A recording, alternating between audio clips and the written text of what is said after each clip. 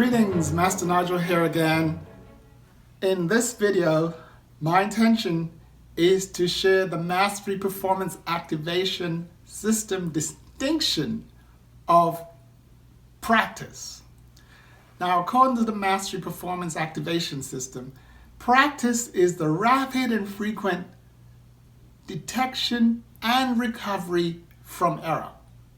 So let me repeat that. According to the Mastery Performance Activation System, the distinction of practice is the rapid and frequent detection and recovery from error.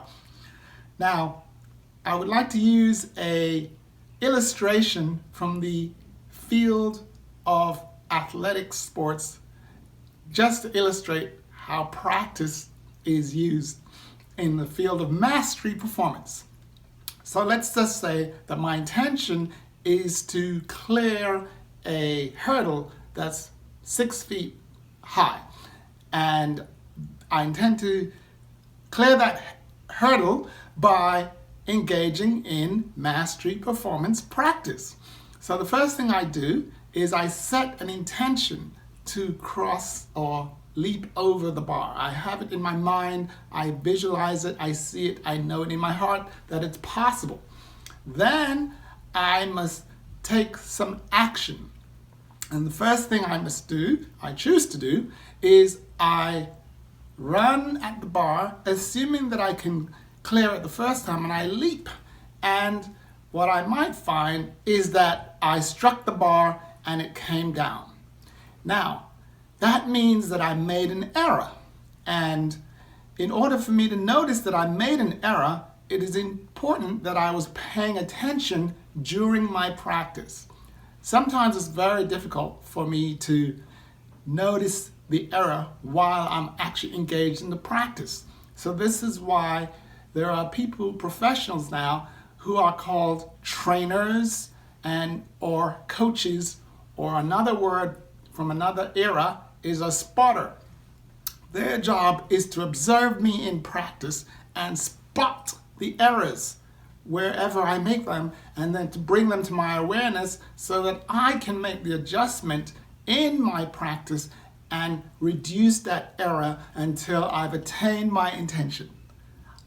I'm hoping that makes sense so far. So let me now illustrate with another cycle. So just to remind you, practice is the rapid and frequent, meaning repetition, detection and recovery from error. So now, since I failed to cross the bar the first time, now I'm going to have a second go by engaging in the second round of practice.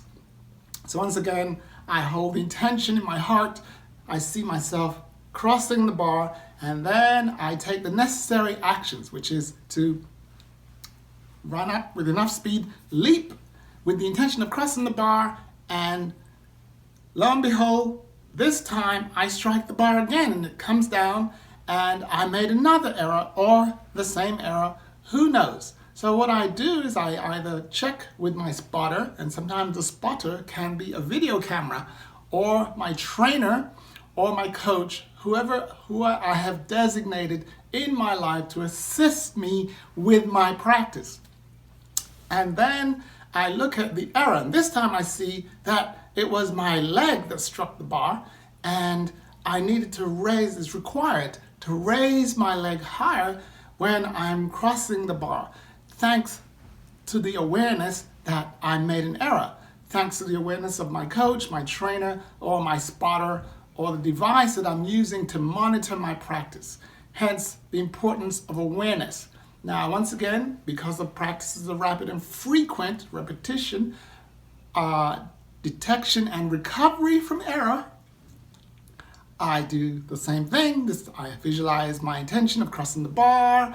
I start taking the necessary actions by running at a certain speed and leaping off at a certain velocity. And then this time, I still struck the bar, but only by a small fraction. I almost made it. What do? I pay attention, I review my practice, I see where the error was. It turns out it was my shirt that struck the bar this time and brought it down. And the error, therefore, was much smaller, and I'm closer to attaining my intention. At some level, that might have been sufficient because the error was so small that I could declare that I fulfilled my intention.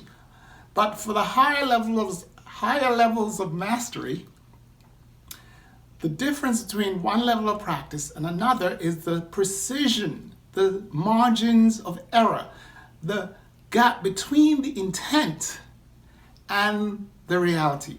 So, since I am committed to the highest level of practice, I'm willing to remove that small margin of error by engaging in more precise, repetitious practice. So once again, I hold the intention of crossing the bar in my heart. I take the necessary actions by running or setting myself to run, and then I run with the sufficient speed and velocity, and I leap off, leveraging all the feedback from the previous practice, and I make sure I leap way above the bar so that there's nothing touching it. And lo and behold, this time I have succeeded. I've sufficiently crossed the bar without taking the bar down, making any errors, lift my legs, did all the necessary practices, and now I'm declaring that I'm successful. I've crossed the bar that I set. Now, since there's no limit to the human potential and there are higher levels of performance, the master that you are and I am at the highest level, which we call level 7, will now engage in another round of practice by setting the bar at 6 feet 5 and repeating the whole process once again, visualizing myself, seeing myself crossing that bar, and then taking the necessary actions to move towards the bar, initiate my takeoff, and discover what errors I make at this level. And it turns out that the more I raise the bar is a different level of practice that's required than when the bar was lower. The takeoff I may be required to focus more on my takeoff. I may be required to have a more aerodynamic flight when I'm approaching the bar. I may be required to pay more diligent attention while I'm crossing the bar. It turns out my initial takeoff during an approach to a 7 foot or 6.5 feet bar is different from my initial takeoff from a 6.5 feet bar. So my intention is to show that as I raise the bar or raise my standards of achievement, my level of practice is also required to be elevated, and the precision and details of my practice are increased. Therefore, my awareness and observations are increased. My recording and feedback is much more precise. And this is why an athlete who's performing at the collegiate level is on a different level from the athlete who's preparing for gold medal at the Olympics. So, let me summarize. Practice is the rapid and frequent detection and recovery from error.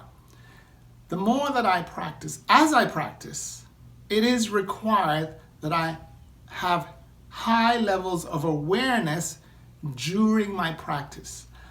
I can attain that level of awareness during my practice by observing everything, every action that I take, and the result that it produces. To the extent that I failed to achieve my intention during my practice, then it's very likely that I made an error. And the error is the thing that I'm looking at. The margin of error goes down to the degree that I'm engaging in greater and greater levels of practice. As the master that I am, and my fellow masters that you are, I'm inviting each master to raise our level of practice.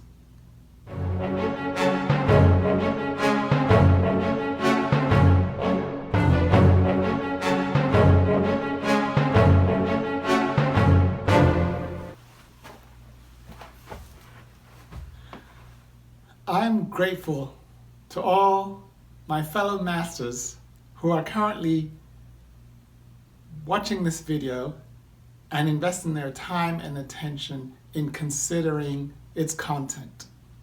I'm inviting my fellow masters to join me in the practice of gifting back my thoughts and my feelings to the other viewers by inserting a comment in the area provided below.